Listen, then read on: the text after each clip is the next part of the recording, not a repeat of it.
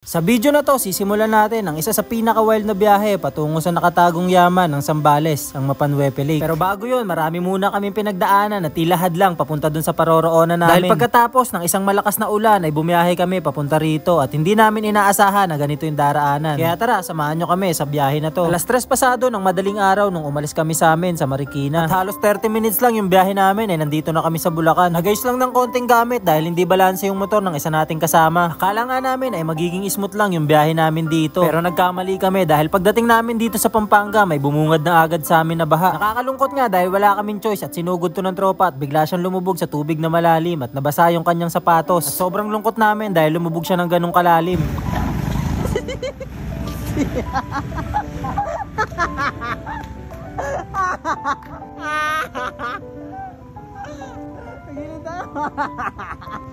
Yung mga tropa mong tatawanan ka ba? Kami, dito kami sa Getty. Dito yan, tingin ka sa amin niya. Yan, dito lang kami sa Getty. Ay, sa gilid ah. Ayun. Tara, dito tayo. Pagkatapos nga naming malungkot para sa isang tropa ay talagang nalungkot na kami dahil nakita namin sa kabilang kalsada na meron din baha. Kasi makikita nyo dito guys, ito madilim pa pero yung ano nila, ayun, yung bahay lubog. So sobrang taas pa ng tubig nila dito. Kahit wala na masyadong ulan, eh mataas pa rin yung tubig nila. Palit sapatos oh. Hindi naman masyado.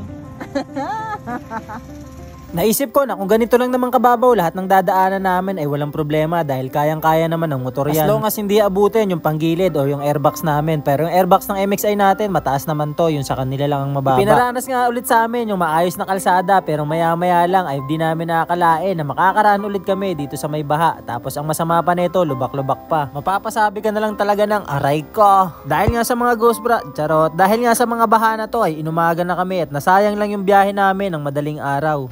Kasi guys, pag nandun kayo sa kabila, sisingilin kayo ng 500. Parang pwede ka na umikot nun, tas pagas mo yung 500 mo ng dalawang balik. Eh, kaya naman itulak, wag i-start. Hanggang abot lang nga sa footboard kapag ka umalon. Pero nasa sa inyo pa rin yun mga boss, kung itutulak nyo, ay kakarga nyo sa kolong-kolong. Kung may budget naman kayo at hindi kayo nanghihinayang sa 500 pesos. Marami sa mga nakasabayan namin ay naghintuan sa gilid para silipin yung mga motor.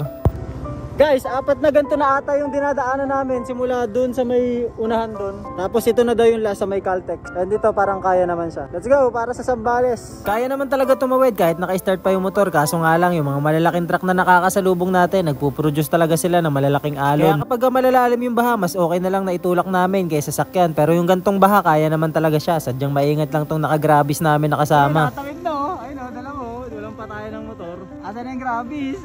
Ayun oh. Aray ko! Ang hirap daw sa isugunod, sabi ni Utan. Ang bagal po daw. Bagal ko, labang ka sa lahat. Wala ka pala, no? Walang bitaw? Wala kang bitaw, wala kang ari. Naging smooth na yung biyahe namin hanggang sa nakarating na kami dito sa may bayan ng Olongapo City sa may Zambales. At abangan nyo na lang sa part 2 ng vlog natin na to yung dinaanan namin papasok na mismo sa loob ng Mapanwepe Lake sa Zambales. Na kung saan mas pina-adventure pa dahil tatawid kami sa lahar at ilog na galing sa Mount Pinatubo. Ganda!